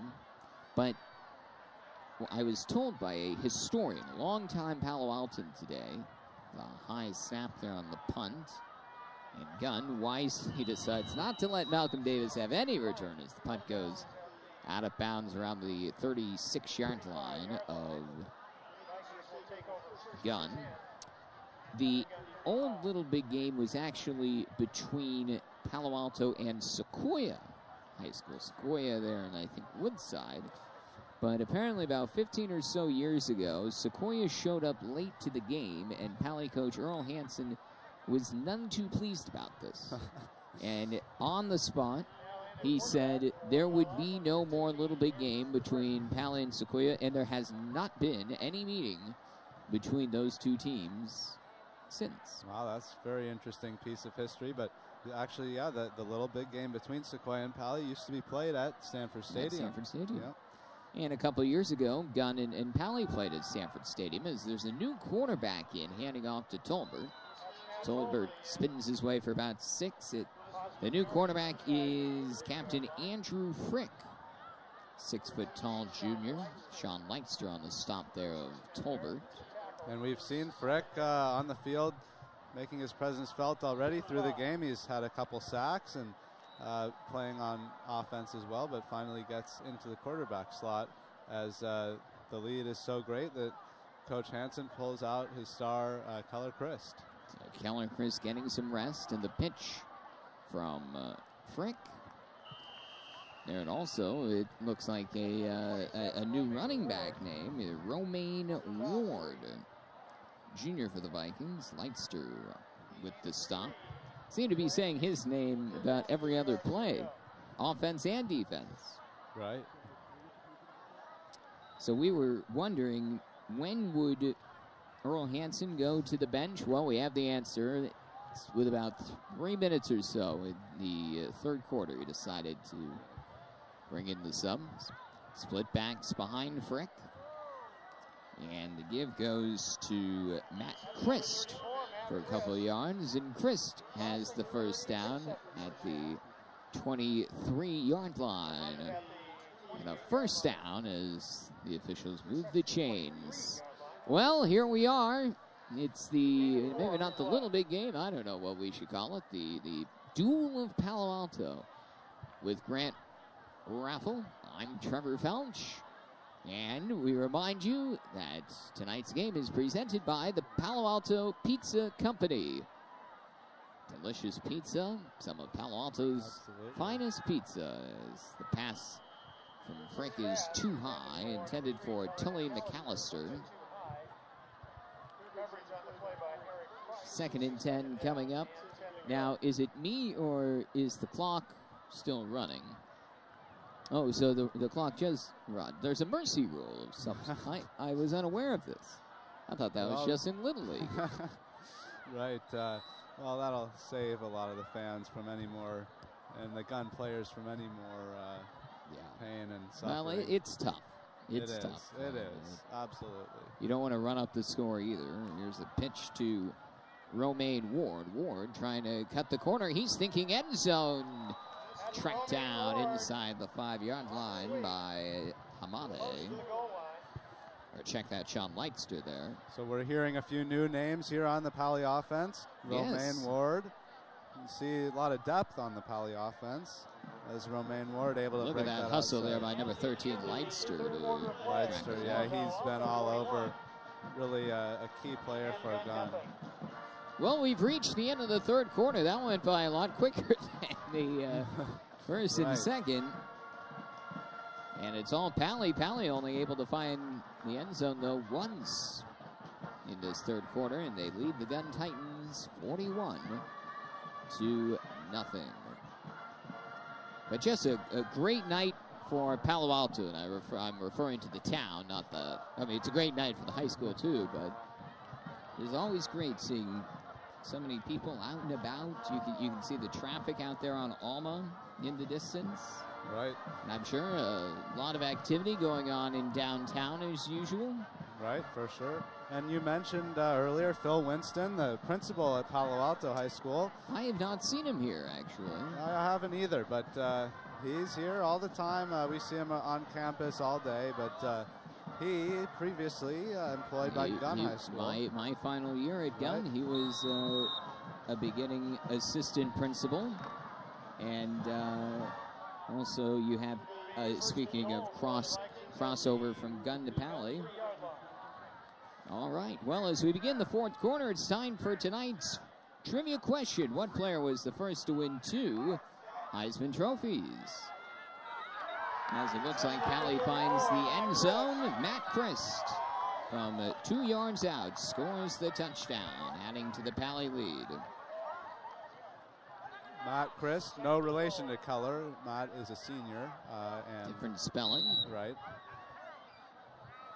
Well, we didn't even have time to look at the options, but I would have known the answer. But you didn't see that. As Paly will go for the 2-point conversion. Oh, no, they're not. Oh, they didn't score a touchdown. It was ruled that Christ was down at the 1-yard line. So Christ will try again and maybe get some help from his offensive line to push him in. And this time, it's a touchdown. You see Chris there pushing the pile, finds the end zone, and that's an exciting moment for him. Some of these players that don't get as many chances to play, getting into the game and getting some positive plays out of the deal. So a touchdown for Matt Christ. And the Paly Vikings add to their lead. We were just one play short. We thought they had already scored. Right. But it was ruled down right at the goal line, and there with a little push from his offensive line, Christ was able to make it across the goal line. The point after by Foog is good. Foog. And now with 10 minutes as the running clock continues to tick away, it is a 48-0 Palo Alto lead. So this one of those rare instances when we can say this game will be over the game will be 10 over minutes. in 9 minutes and 52 seconds. Right. A little bit of a strange rule. Right. I certainly see why they do it, though. I do too. No reason for. So it's for the third quarter, the entire second half. They can roll the clock. I believe so. I mean, maybe in the final minute or two they stop the clock, but yeah, definitely makes sense and gets everything sped up, especially after that slow first half we had. Yeah, other than you and I, the guy who was talking the most here at Honore Field was our official. Right. Yeah, penalty. He could have laryngitis with all the penalties he had to announce. Right. Appears we may have a timeout on the field, or. But even then, it doesn't stop the clock. The clock's still running at this point. So another minute will come off between the time the Vikings kick the point after and kick off.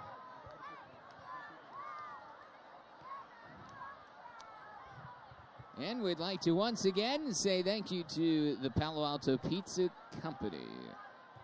Some fine pizza. As here we are. Trevor and Grant, your entertainment for the evening with pizza and football. What else do you want? Chicken wings? As Folks kickoff goes into the end zone, a touchback. Gunn will begin at their own 20 as we give you a little time update. Now 8:05. Everybody at home right now just has a stopwatch saying, when they said 9:52, is he lying or not? That Felch guy? Right. And you can read all about this game, as we are the broadcast, read all about this game with the Paly Voice. We've got one of the editors, right? That's correct. The online newspaper. Yeah, read about it. So I will admit, I was curious what this Paly Voice looked like. So right after our broadcast last week, the Midi Paly game, I looked and I was very impressed with the content. I used to write for my college newspaper, and you guys do journalism well here at Paly. Thank you very much. Yeah, we have a great class there, a lot of great writers and really dedicated workers, and it's really been fun to work with them over my time there, for sure. No gain there on the carry for Leinster. Leinster, the Renaissance man tonight for Gunn, making almost every tackle and almost carrying the ball on every play.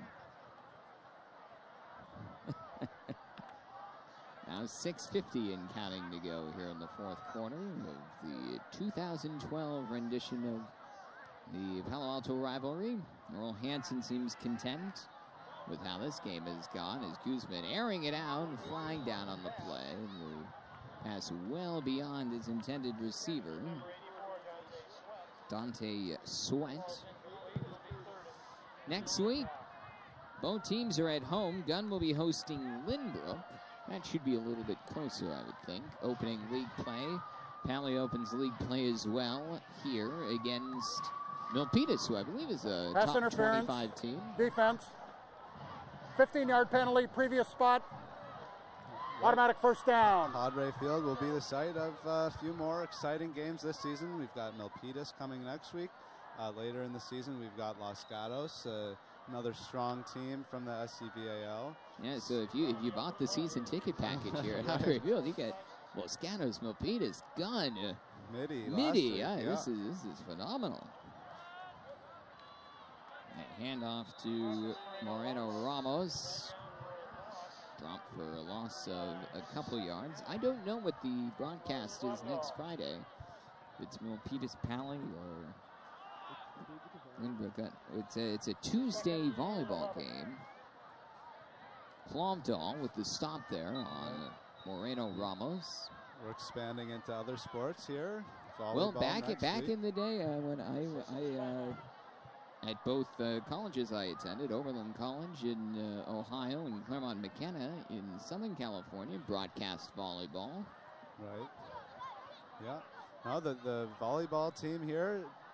I hear Paly volleyball is not too bad. No, they won the last 2 state championships. Lost quite a few players after last year, but still a very solid team this year, and off to a great start. So the answer is for an injury timeout. The clock does stop as the training staffs for both schools are tending to an injured Titan. We can't see the number. So the clock does stop for this. I'm afraid we're not going to be finished in the 10 minutes as promised. Stops at 5:21. 5:21, and looks like the injured Titan is okay. Looks like that's Leitster, yeah. Leitster, yeah, he's been out there a lot. Too bad for Gunn that he has to go out, but he's walking off on his own. Not sure if we'll see him again. May have cramped up there after all his hard work in this game. So it is a 2nd and 11. Now the clock starts again from the 34-yard line of Gunn. Big credit here to our spotter Jacob here in the press box, who has been on every single play, offensively and defensively here for me. Right, and we had Josh in the first half. Did a great job. Spotters are definitely key for us. Help our job out.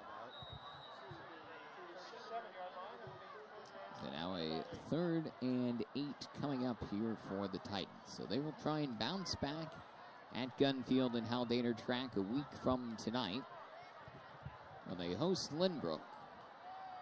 And I know when I went to Gunn, that was always a game that Gunn had circled on their calendar.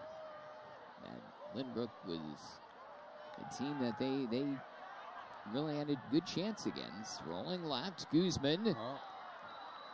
Nice. Looked like he was going backwards and gets a first down when it's said and done. Yeah, on the quarterback keeper. Guzman, a great run. Looks like he might be tackled for a loss here. But instead escapes the rush and takes it up the sideline for the first down on 3rd down.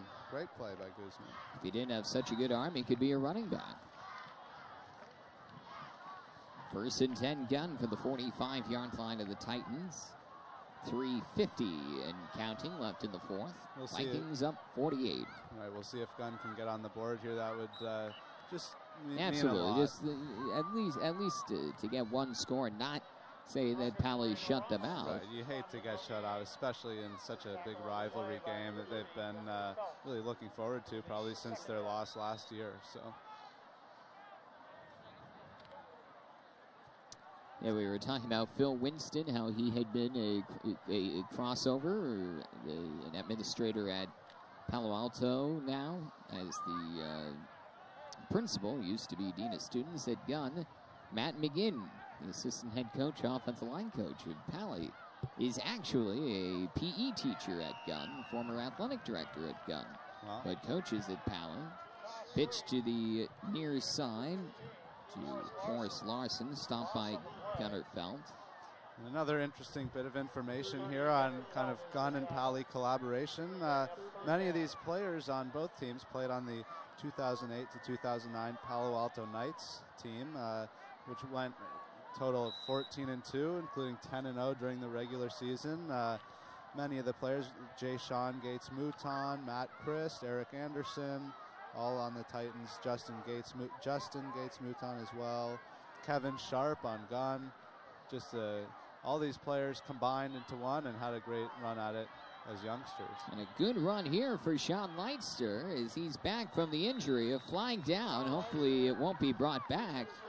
But Leitster gets the first down with a run of 17 yards into Paly territory. And it will count. It will. And just to give credit where credit's due, also had defense, Andre Guzman 5 yard, and administered from the end of the run. First down. Also had Andre Guzman of Gunn and Larry Allen of Paly on that team. Tyrus Whitehead. That is quite the impressive team. Right. All these players, when they started young, still going at it today. And they actually went down to Florida to compete in a national tournament, Pop Warner, and did quite well down there. So all these players know each other for sure, and now often they're two separate high schools. Here's Moreno Ramos up the middle as we hit the 1:20 mark remaining in the fourth quarter. Marlon Short makes the stop. So looking ahead, Paly looked crisp, but too many drop passes. We can't really say here in the second half as the defense has been strong. In fact, this is the best drive that Gunn has had all game, and unfortunately, because they're not even stopping the clock, they won't have a chance probably to score. Right. And they're still running it. Which is too bad. I don't know if I like that rule or not. As Leinster at this point, gets another first down for Gunn. Maybe Gunn will take a timeout or two.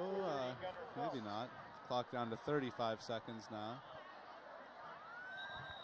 But a tough game all around for the Titans. Leinster a little bit slow to get up there. Leinster again. He's been out there nearly every play for the Titans. Absolutely, giving his very best. And, really the small rosters on both of these teams, Paly with about 40 players, I think. Makes it tiring. Gunn, 27, 28 players. Yeah, a lot of the players have to play both ways. And that's the end of the game. 48-0. Palo Alto shuts out Gunn as the Vikings cruise to their second victory of the season and move to a record of 2 wins and 1 loss on the season, while the Titans now drop to a record of 500. They are 2-2. Well, there is certainly no doubt, as we join you here now for the press box of Hadre Field, there is no doubt, Grant, who is the superior team right now in the city of Palo Alto. That's absolutely correct. Palo Alto High School, clearly the superior team at this point, and see them shaking hands there. All the players, as we mentioned, know each other, but Palo Alto High School, great performance tonight. Really just able to cruise to a victory over the Gunn Titans. Keller Christ was sharp. Matt Tolbert was sharp. A lot of contributions from many players.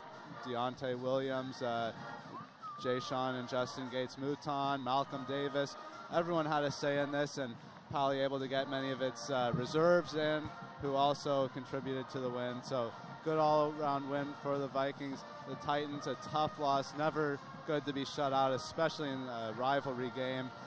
They'll have to recover next week against Lynbrook, but it was a good contest, and Paly a good job tonight. Earl Hansen must be very proud of how his Vikings performed in this rivalry game, and Dan Navarro now, his task is get Gunn to turn things around, and guess what?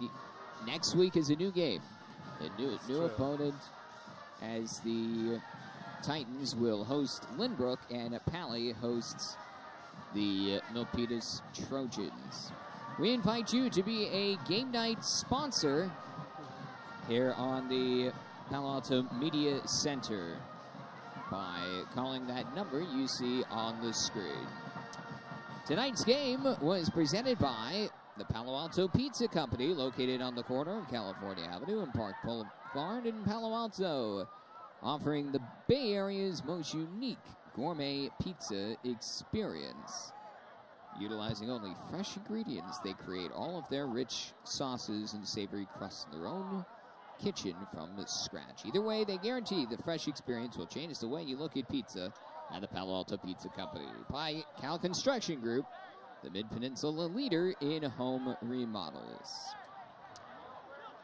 And by Piazza's Fine Foods, naturally growing, offering the finest foods and gourmet foods, exquisite meat department, and the best deli in town as well, with excellent produce and more. Piazza's Fine Foods, proud sponsor of Game Night here on the Palo Alto Media Center.